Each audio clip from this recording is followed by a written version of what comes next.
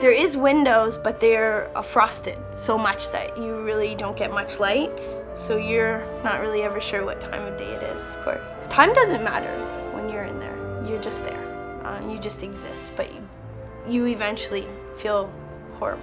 And as time progresses, especially if you're not communicating with other people, the walls start talking to you. Your mind gets worse and worse and worse.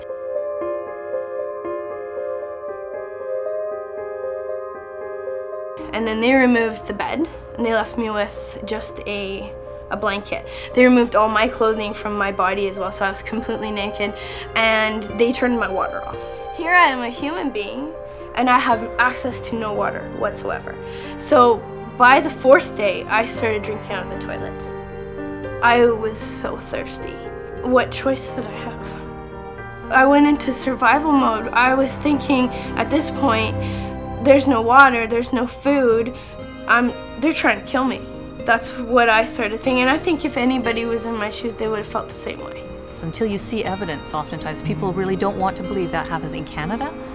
The human rights protector of the world? How could it happen in Canada?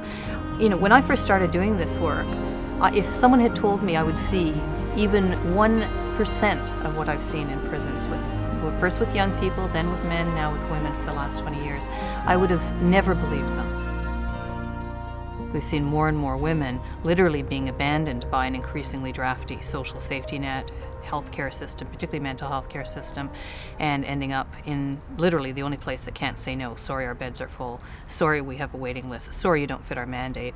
If they've done anything for which they can be criminalized, they often are. Once they're in prison, the way that they often are dealt with is to be put in the most isolating, most secure settings, which of course only exacerbates the mental health issues. So women who go into prison often also develop mental health issues, not just because of the usual institutionalization, but because of then the manner in which they're treated. So if they start with mental health issues, there's virtually no chance that they won't get worse in prison. When I went into the detention center, they were well aware of my mental diagnoses, and I was supposed to see a psychiatrist and get on medication right away, and they didn't do anything about it. I needed some human contact. If you're locked away, okay, in a room where you can't see out and you can't see action, right? You're getting zero stimulation, sounds, tastes, touch, textures. We need to see, we need to feel. Those things are stricken from you. Your mind starts to eat away at itself because it has to manifest and make its own textures, its own sounds.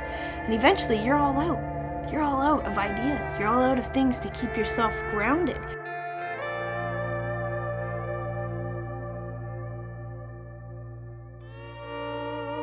But I think it is crystal clear, and should be clear to every Canadian, you cannot do mental health treatment in a prison.